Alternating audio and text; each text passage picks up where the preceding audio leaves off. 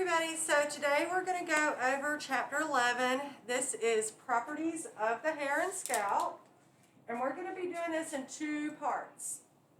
So as you're studying this chapter, what we're going to focus on when you're studying is the different structures of the hair and the root and hair root. So there's a lot of different structures of the hair itself and the hair root.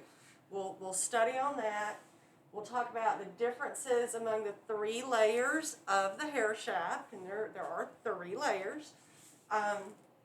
We'll talk about different side bonds inside the cortex, and the cortex is one of the layers of the hair.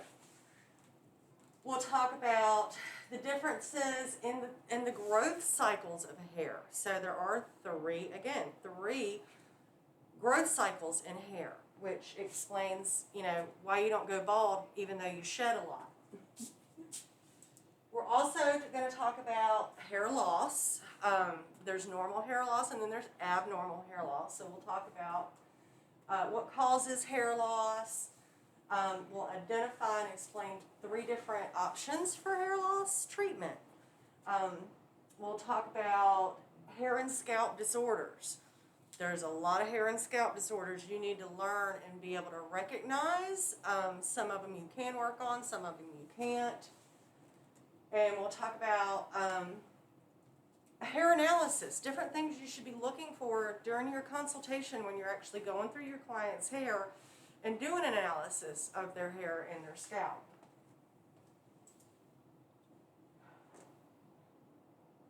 Okay, you are going to play a very important role in your clients' lives. They are going to stay in your chair because you're going to be able to know the things that are going on in their scalp, their hair. We are the ones that find out people's sun cancers that they may have on their head that they do not know that they have. Also, all your hair services must be based through an understanding of the growth, the structure, and the composition of hair, because trust me, clients are going to ask you about every single question they're going to have about the hair. And it's good to have a little bit of a knowledge about it and a little bit of an understanding of what, so that way when you hear it, you can say, you know what, I do know about that. Give me a second. Or maybe you've already done research on it. That's why we gave you a project for disease and disorder that you find is interesting. Your classmate may not find it interesting, but you may find it's interesting. So that's why we did that project. Yeah, and I'll add to that a little bit. Being a hairstylist or a colorist is an art form, but there is a science to it. And when you think of doing hair as an art form, just like a painter needs a good canvas to work on, hair is our canvas. So the more you know about your canvas, and the more you know about how it's made, how it behaves, different things that can go wrong with it, the better stylist you're going to be. Okay, trichology. If you noticed, I said three. There's three layers of the hair, right? There's three stages to hair growth. There's a lot of things that happen in threes. So T-R-I, is Greek. Think about it when you were a kid. You rode a tricycle. Tri means three. Ology means the study of. So trichology is the scientific study of hair, its diseases, and its care. Okay, so your hair root, that is the part that is located below the surface of the epidermis, the outer layer of the skin. So your hair root, if you think about it, that's where the things, that has to be nourished. It's just like a plant. Mm-hmm. If the root is not nourished, you're not going to get a good plant. Same thing with your hair. So the hair shaft, that's the part that now grows out of the hair. That's the part we work on. That's the part we work on. So and all this hair is technically dead hair. If you can see it, it has already died. The only part that's alive is what's under the skin. So when somebody says, oh, my hair is dead, it really is dead, but you don't have to tell them that. Yeah. All right, so we go into the structures of the hair root, and it's really important that you study this and know it. And all right, so the hair follicle is the hole in your skin that the hair grows out of. So think of that, the hair follicle is basically that hole that the hair comes out of. So everybody has a different amount of follicles. They're angled different ways. Some people have them closer together, some further apart. But then we go and we look at what's under the skin. Okay, so you've got this pocket in the skin that's called the hair follicle. And if we start, I like to start at the bottom. This little area right here, down at the very bottom, there's a little indentation in the bottom here, and you can see there's like a little red and blue line going up. Those are blood vessels. So this is the dermal papilla. This is where all your little baby hair cells are born and nourished. The blood brings nourishment, oxygen, food, all those things that cells need to survive and reproduce. So this is where all your little baby hair cells start out. The hair bulb is the actual end of what becomes the hair strand. If you've ever pulled a hair out of your head and you saw that there's like almost like a little ball at the end of it, that's the hair bulb, and it's attached down here at the dermal papilla. Or if you've ever waxed your eyebrow and it pulled out. Yeah, those little big, some of them make you bleedly even. As we work up, if you've ever gotten goosebumps or goose pimples, or some, I think other people call them like chill bumps, if you've ever had the hair on your arms just stand up, it is all due to this muscle right here, which is called, and I'm going to let the computer pronounce this so I make sure I do it correctly. Erector pili muscle. Okay, so did y'all hear that? The erector pili muscle. I always want to call it the pili. But it's the erector pili muscle. And it's a little muscle that is attached to the follicle. And every single hair on your body, every hair follicle on your body has one of those muscles attached to it. Okay, as we go up, sebaceous gland. The sebaceous gland is sebaceous is another word for oil gland. So, again, each one of your hair follicles has a little oil gland where it secretes oils onto the hair strand and the skin. And it's not on here, but there's a little bit of one over here. Your sweat glands, also known as sudoriferous glands.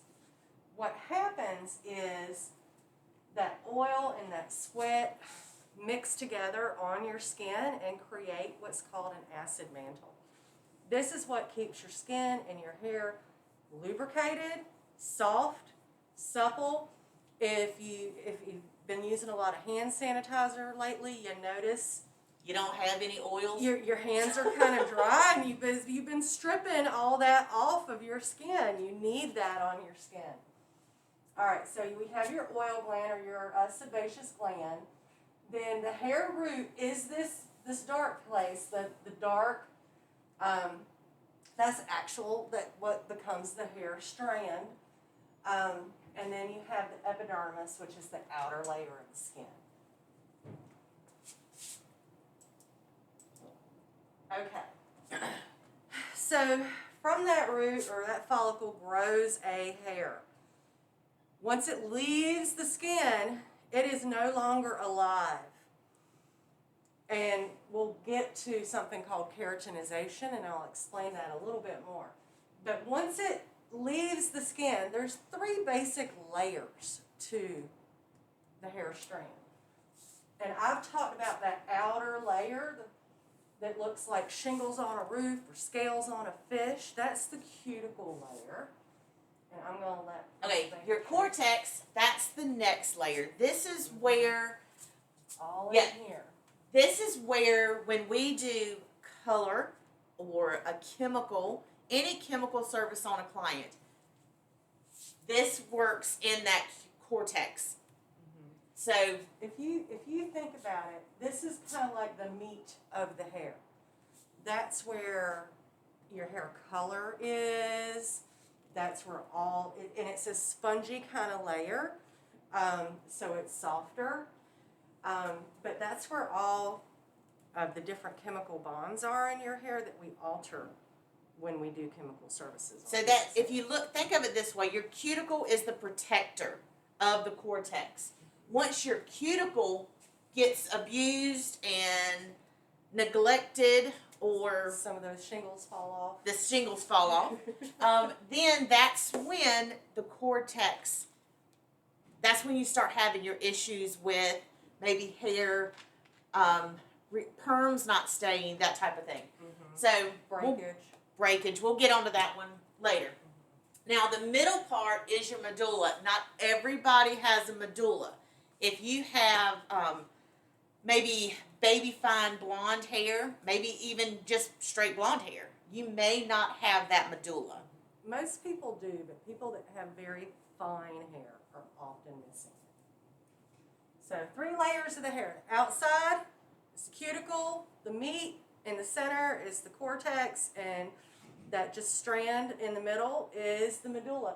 Your medulla really doesn't do a whole lot. That's why some people are okay if they don't have it. It just kind of lives there. It lives there. It's kind of like, and I always think of this as almost like a Tootsie Pop. So the cuticle is that outside hard candy shell. The cortex is the Tootsie Roll that's in the middle, and the medulla is the stick that holds your Tootsie Pop while you eat it. So you don't really need that stick to eat that Tootsie Pop, but it's helpful. It's nice if it's there. All right. Okay, the chemical composition of hair. We'll kind of split it up. So your hair is about 90% protein.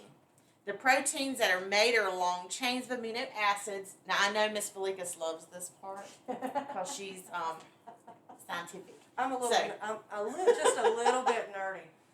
But when we talk about proteins, okay, so what a protein is made up of is amino acids, and we make those amino acids from the elements in the food that we eat. And there are certain elements, if you've ever took a science class and saw the periodic table, those are elements.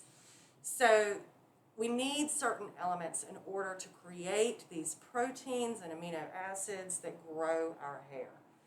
So we call the ones that we need for hair, there's the cons elements.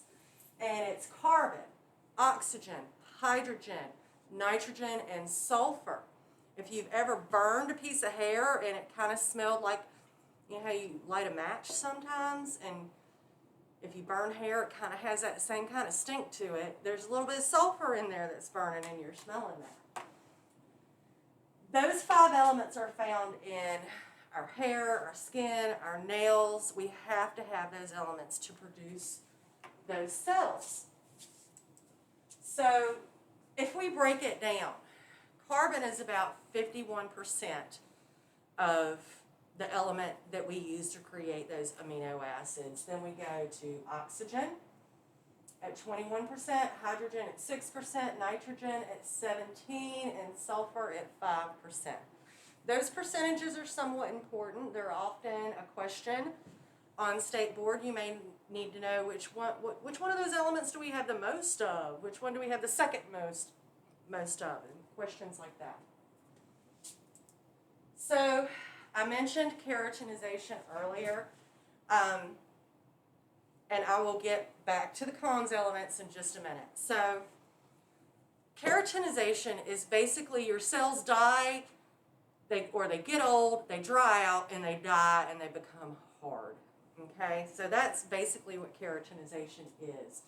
So your living cells of your hair are under the skin, and as your dermal papilla produces more cells and they're growing more cells, that hair strand gets pushed up through that follicle and eventually comes out where it's on the outside of the skin. That hair that's close to the scalp that hasn't been outside the skin very long is still kind of soft. They're dead cells, but they haven't completely dried out yet. So you have body heat and you have those softer cells that are more easily penetrated when we put chemicals on them. Think of an impressionable teenager. Yes. That's it. Yeah. So you've got those softer cells near the root area. And then as you go out the strand, I've got this nice soft root area that I can easily alter with chemical services. Then I get about an inch away from the scalp. Those cells are actually really dried out and now they're hard. So this part of the hair is called the midstrand. It's going to be a lot harder to penetrate and harder to get those chemicals to take. And then your ends, they've been through it. They're a little ragged. They've been through a lot, and they're more porous. So the cuticle is more open on those ends, and chemicals can get in easier. So if you've ever been in a grocery store and you see somebody walking around, maybe they bought a box of blonde hair color, and they just follow the directions they put it on from the root all the way to the ends. Bless them. And then you see them in church on Sunday, and they've got these really light blonde roots. Then the middle part of their hair is kind of orangey, and then their ends are real light blonde. Sometimes they're purple. Sometimes they even look a little purpley. That's what happened. They ignored that keratinization process. They ignored the different zones of the hair. The roots and the ends processed a whole lot faster than that mid-strand that was fully keratinized. So just think of it as, it's a hard shell. Okay, so that's what keratinization is. All right. Now your amino acids. You want to go on this My one? nerdy self. Okay. So amino acids. We know we eat food that has elements in it. So we've got our carbon, oxygen, nitrogen, hydrogen, sulfur. We're eating foods that are high in those elements. And our body uses those to create amino acids. And you've probably seen foods labeled high in amino acids. Those are really good for your hair and your nails. So what happens is those amino acids group together. So I've got an amino acid here, another one stacks on top of that, another one stacks on top of that. And what happens is they stack end to end. That's why they're called end bonds, also known as peptide bonds. Now, poly means many. Multiple. Poly is many. So a polypeptide is a lot of peptide or end bonds. What happens is when you get a lot of those end bonds or peptide bonds, they become a polypeptide chain. So it's this long chain of end bonds. When that happens, they start to spiral, and they create this little spirally shape called a helix. Okay, so that gives you that spirally shape. Now, you have thousands and thousands of polypeptide chains in one single hair strand. So, but they're just these little chains hanging. So what holds all that together? You've got this polypeptide chain and this polypeptide chain. What just keeps it from falling apart? Side bonds. So you've got two polypeptide chains. You need something to connect them together. And we have different bonds that are responsible for that. Now, there's three that you need to be really aware of. Your hydrogen bond. Water breaks it. Yep. Hydrogen bond is when you have two chains side by side, and there's a hydrogen here and a hydrogen here, and they come together.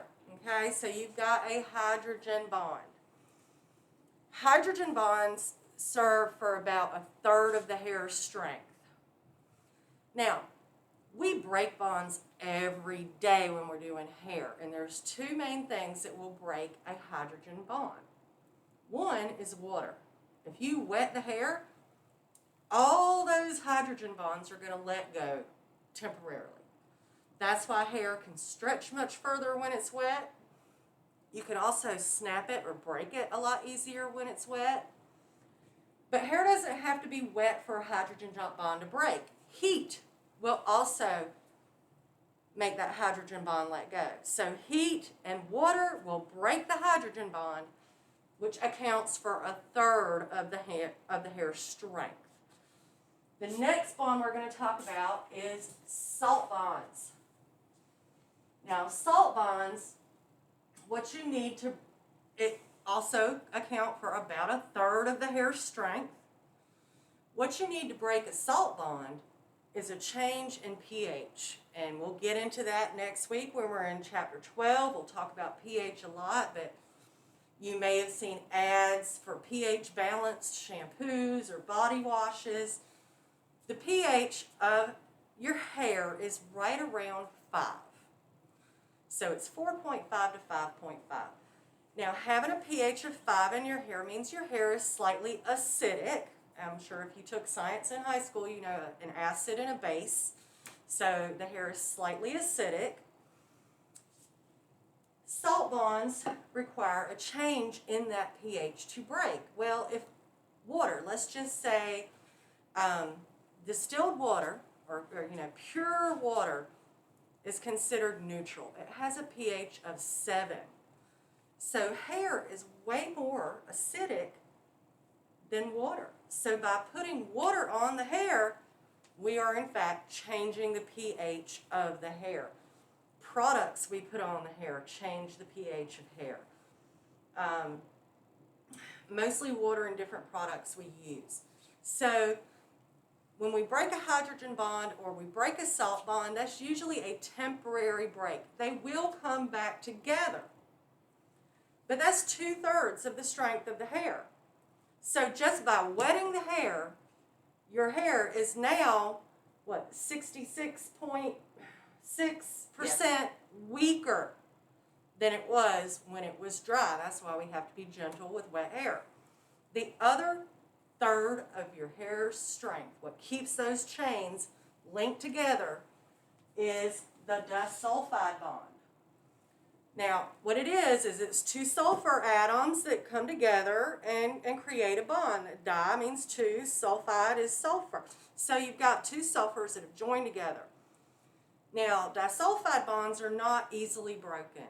You got to think that's the last third of the strength of the hair.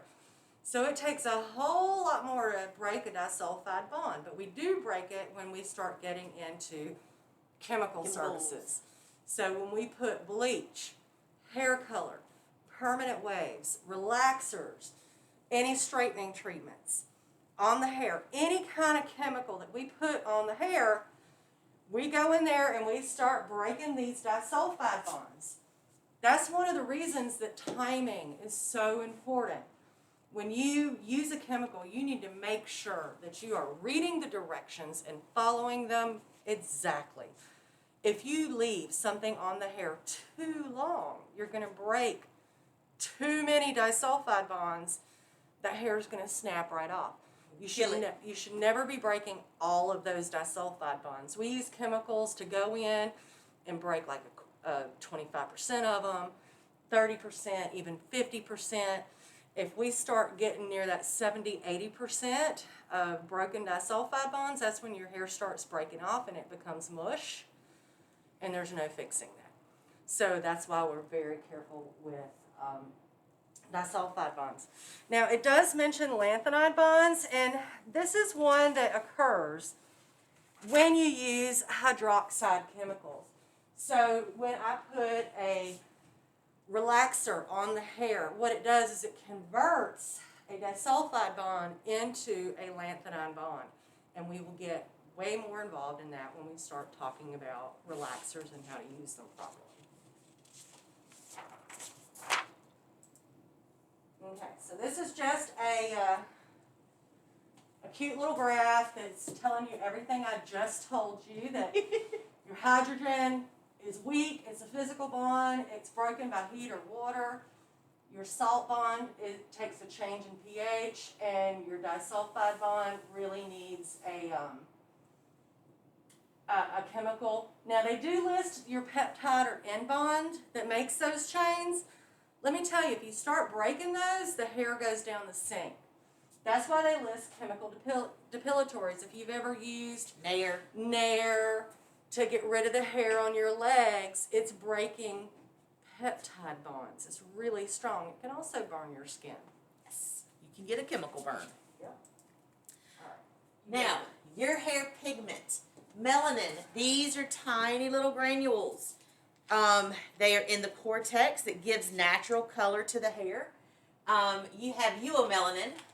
This provides dark brown or black color.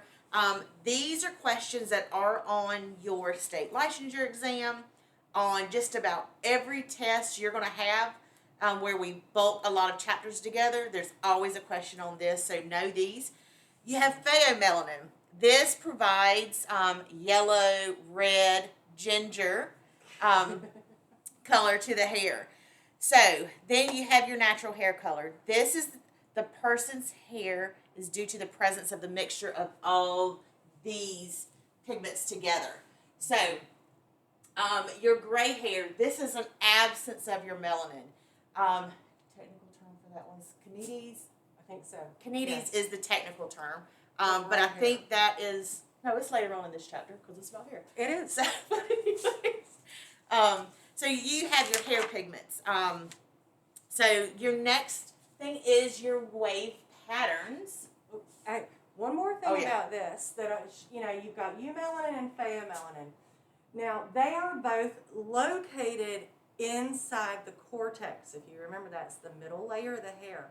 Your cuticle has just a few little speckles of pigment, but that's why I say think of it like a fish scale. It's almost, the cuticle layer is almost translucent. It's allowing light in and it's reflecting off the melanin pigments inside the hair. So the color of your hair comes from the inside of your hair, not the outside. Now you have your wave patterns. This refers to the shape of the hair strand. It's described as either straight, wavy, curly, extremely curly.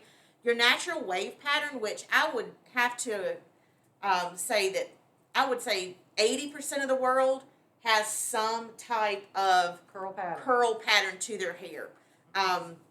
So although there are many exceptions as a general rule, you do have certain demographics of people that are prone to straight hair, and then certain demographics that are extremely curly hair. So, but straight, wavy, curly, extremely curly hair, they go in all races.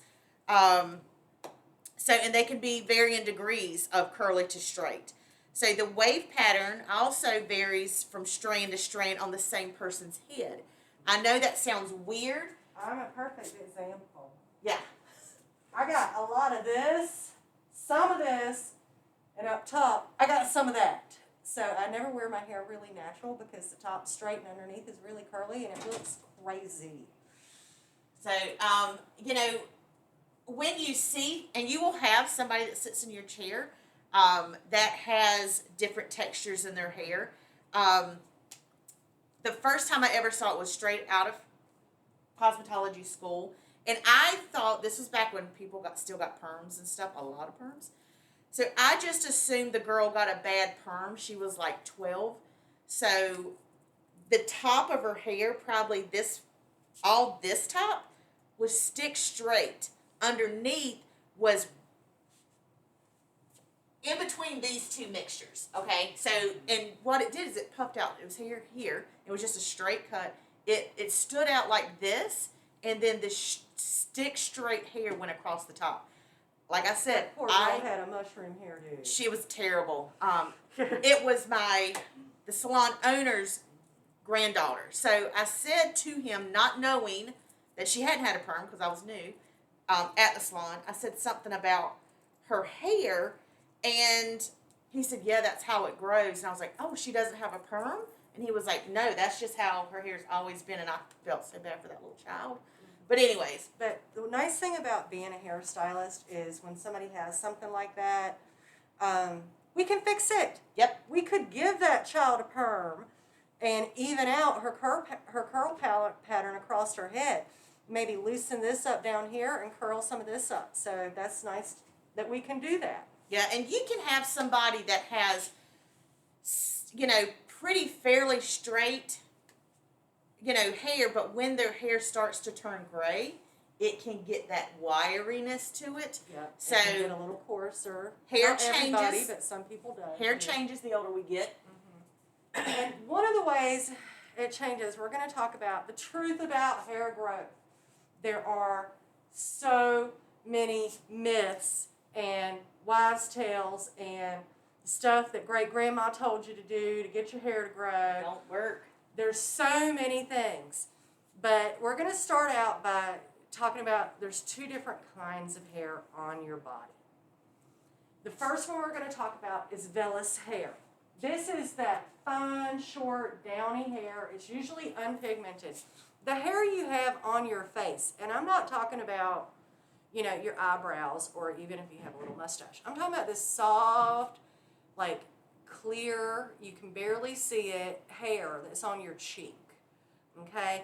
The hair on your arms, unless you're a man, sometimes theirs is a little different, but most women have that fine, soft, downy hair. That is vellus hair.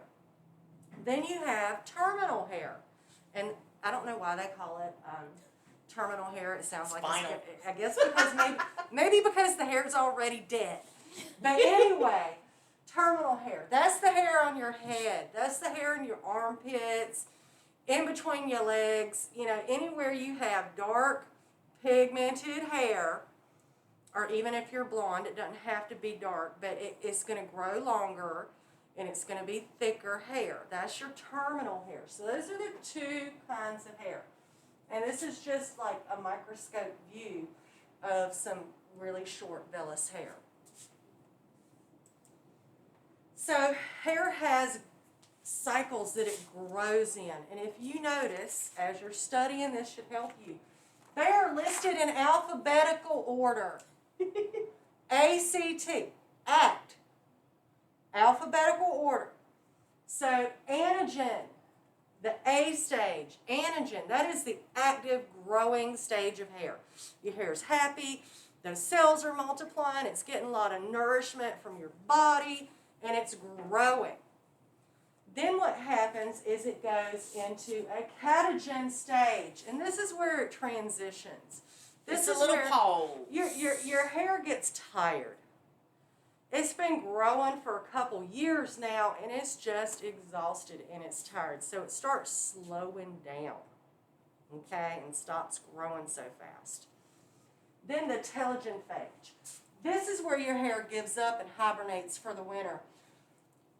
Your hair's tired, it's slowed down. Now that hair strand is going to shed. It's going to fall out, and that hair follicle is going to go into a stage of dormancy. It's going to rest for a while. Nothing's going to grow out of it for a while. So at any particular time, you have hair in all three stages on your body at all times. So that's why when you brush your hair and you like, oh my gosh, I've got so many hairs in my brush that shed every day, that's why you're not bald, because those hairs are going into that resting phase, but you've got other ones that were in that resting phase that are now waking up. So you've got hair in different stages of growth throughout your life, all the time. It is normal to shed anywhere from 40 to 100 hairs per day. That's why if you Sounds like a lot. yeah, but that is like all over your entire body. Yeah. So that is, you know, the hair on your head, as long as you got hair on your toes. So, but also if you think about like if you've ever gotten your arms waxed, you know, and, you know, in 4 weeks when you go back, you think, oh, wow, it's really, you know, I don't have any. Well, part of that hair that's just come out could have been hair that's in that telogen phase, so it's not going to come out. Mm-hmm. You know, that's why eventually, you know, it will never, ever, all three be at the same time. Right. So, ever, ever, ever, never. All right, so we talked about there was a lot of myths to do with hair growth. Now, a lot of people believe, and I did too until I learned different, that if you shaved your hair, it grew back so much faster and thicker and darker. That is not true.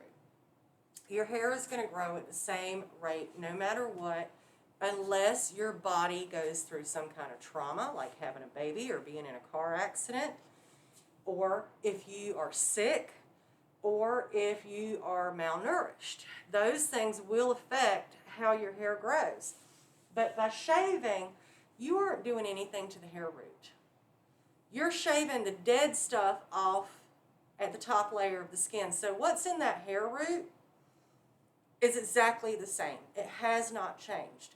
But when it pushes out of the skin, a lot of times it looks darker because the sun hasn't hit it and it hasn't faded lighter yet. And it has that sharp edge. When hair grows out, the end of it kind of tapers into a nice soft little point. When you shave it off, you've made a flat little edge on the end of that hair, and that's why it feels like stubble. And it's growing the same, it just appears different. Your scalp massage increases growth. So, with that one, that is a fact. That's why when we go over shampooing, we teach you how to properly massage somebody's scalp. Because that is moving your blood around. Right. If you think about when we did the structure of the hair root, the dermal papilla is where the blood nourishes those cells. So if you stimulate circulation, you're going to stimulate the delivery of that oxygen and those nourishment to that cells. So it will help stimulate hair growth. It's not going to make your hair grow super fast, but it helps nourish those cells and promote hair growth. Gray hair is coarser and more resistant. Now this one, there's still a lot of debate on this. And I've been in this industry over 20 years. I have seen clients that when they start going gray, their hair texture changed. It became coarser and wiry and more resistant to anything I put on it. I have also seen clients, when their hair started going gray, there was absolutely no change in the texture of the hair. So I would say this is true sometimes and sometimes not. Yeah. There's not been enough research on it to be definitive on anything. I think there should be.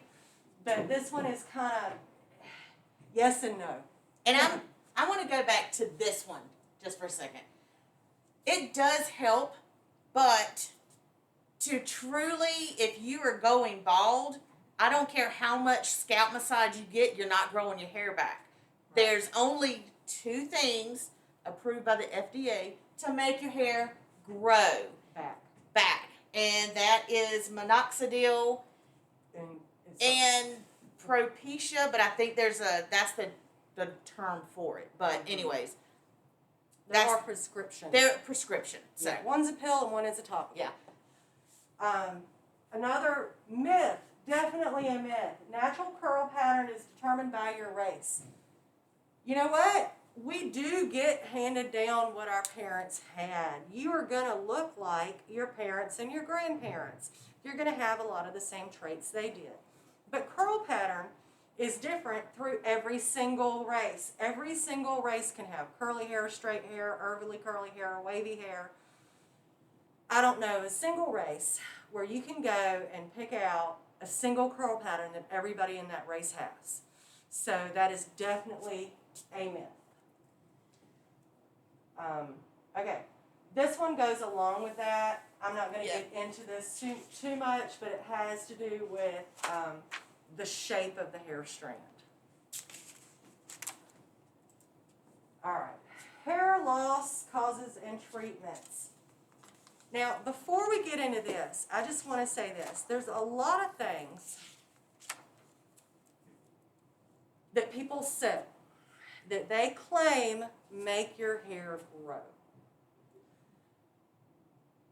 There's a lot of creams to put on the scalp, vitamin things. Now, if you think about it, the hair that's on the outside of your head is already dead. There's nothing I can put on this that's going to make it grow. It's dead. Dead things don't grow. It's like breaking a branch off of a tree and expecting it to put out new leaves. It's not going to happen. What you put inside your body is what makes your hair grow. So if you have a well-balanced diet and you're getting all of the nourishments you need to make amino acids, your skin, hair, and nails are all going to be great. If not, there's nothing you can put on top of it to make it grow. There's no cream you can put on your nail to make it grow. There's nothing you can put on your skin that's going to permanently fix it. It'll temporarily make it feel nicer, but if it doesn't penetrate down and get into your bloodstream, it's not reaching the cells. So keep that in mind. And this is normal. Yes. This is normal. 35 to 40 hairs. I think I said earlier 40 to 100 hairs. And it can vary depending on the density of your hair. Yeah. The density meaning how many individual hair strands you have on your head. Some people have a lot thicker hair than others. The more hair you have, the more you can shed. And also, if you got a client that says, you know, I feel like I'm going bald, all my hair's in my brush, you know, when See I if it brush, feels different here. yeah, see what it feels like in the scalp. You know, if I brush my hair only once every other day, then I've just kind of doubled that 35 to 40. But just think, I mean, my hair's pretty long, but if I have hair that's 2 inches long, it's not going to show up like my hair is now in my brush. So we would lose the same amount, just her or his hair is going to look different than my hair. Yeah. So, okay, the impact of hair loss. Yeah. Men are very attached to their hair, and there's a lot of stigma that comes with losing your hair. There's a huge part of our industry where people make millions of dollars doing hair replacement, hair loss treatments, wig services, all of that. And it's because of the stigma that goes along with losing your hair. These are some of the ones that men feel. Now, I will say with a woman losing, I would say amplify each of those. Okay, well, men's still real on there. Yeah. I would say amplify it. And if I suggest to my women that are worried about losing their hair, if there's nothing that we've done out of play, go get your blood work checked. Now, I also will tell them and I'll ask them, this is just my personal opinion, please. I don't know if it's her personal opinion, but as a woman, you need to find a woman doctor to address those, because a man doctor he's not gonna understand what it feels like as a woman to start going bald, okay? Mm-hmm. So, with women, it is devastation, okay? And if you've ever been around somebody who is literally going, now I'm not saying by cancer or anything else like that, their just hair is starting To fall out. To and fall getting out. Thinner and thinner Okay. and thinner. You know, this is, and I can promise you this, it's going to be depression is setting in. So, it's So, tough. It's yeah. tough on as a woman losing their hair. Yeah, it's tough on men too. They feel less attractive. They feel like they look older. They don't feel as successful. Those things are true of women too. But women have been raised to be so attached to their hair. I've always heard it's your crown and glory, Yep. or it's your security blanket, or maybe if you don't like anything else about yourself, you like your hair. So it can be very devastating. And you will have people in your career sit in your chair And cry. that need help Yep. with hair loss. So there's different types of hair loss. And abnormal hair loss, losing more than that 40 or so strands of hair. When you notice there's a big glob of hair in the shower, or you start noticing that you can see your scalp when you Yeah. didn't used to be able to see your scalp. That's generally considered abnormal hair loss. And there are different types of abnormal hair loss. The three most common: androgenetic alopecia. Now, that word genetic.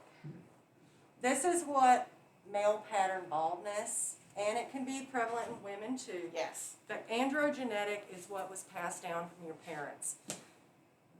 If your granddaddy and your daddy was bald, then your son's probably going to be bald too eventually. Yes. If the women in your family lose their hair, you might lose your hair too. So genetic is what's passed down.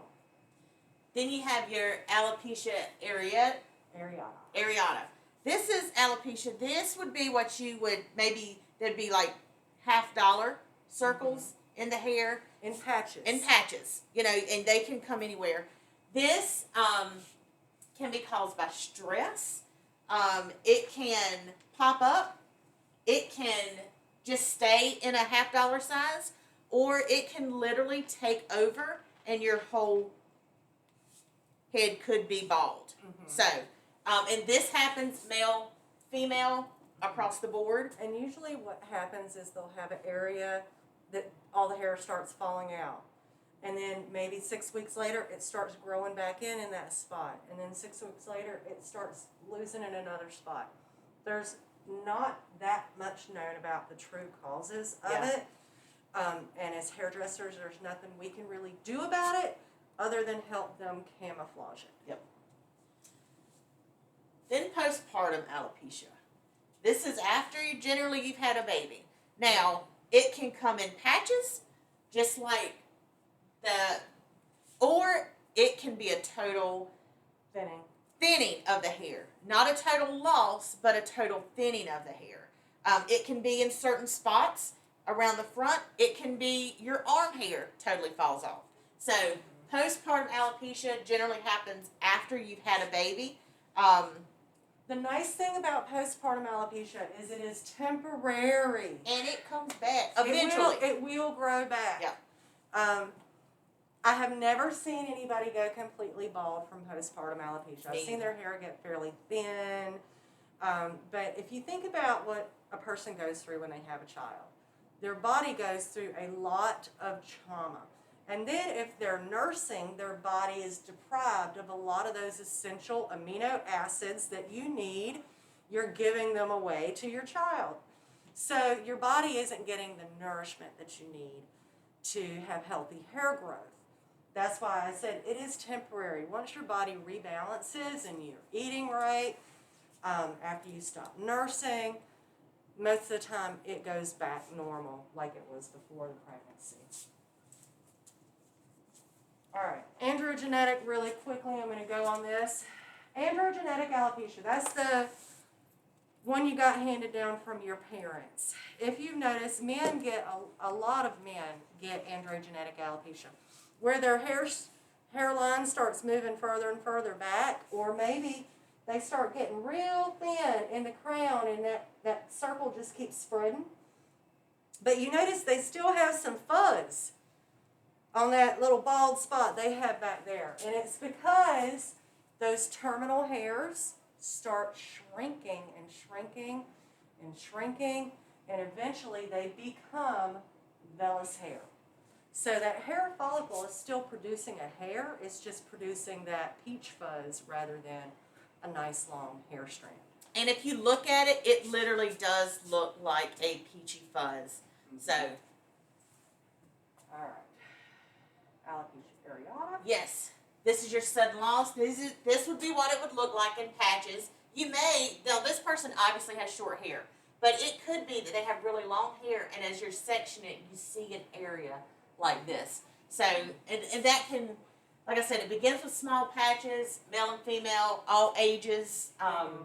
Like I said, there's not a whole lot known about it, but they have linked the immune system to it, where your body thinks there's something foreign and starts attacking good cells. So that does have something to do with it, but like I said, more research really needs to be done.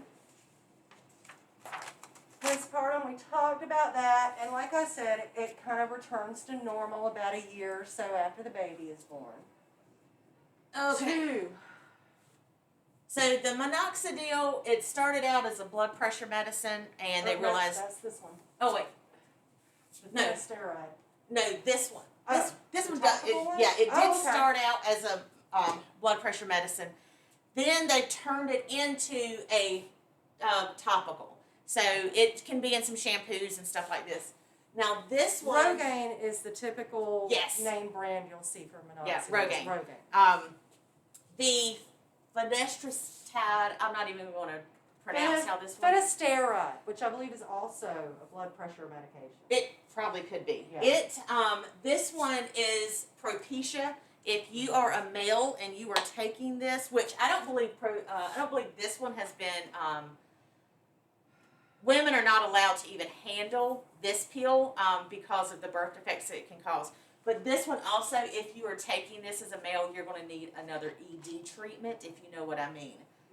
It keeps that from. I had a client that was taking Propecia, which is the finasteride. It was a pill. And this was years ago before they started using it as a hair growth treatment.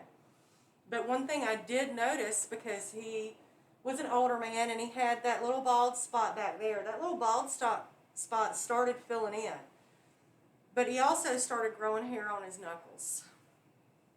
Like, I had to wax it. It was long hair on his knuckles. So when you are taking these things, like the topical, you put that in the area you want the hair growth. Anytime you take anything orally, even vitamins, if you take hair, skin, and nail vitamins, they are going to make your hair grow, but it doesn't say it's just going to make your hair grow on your head. You're going to have to shave your legs more often because that hair is going to grow more as well. So those are the two, and you need a prescription, I believe, still for this one. Yes. This one you can buy over the counter. Yep.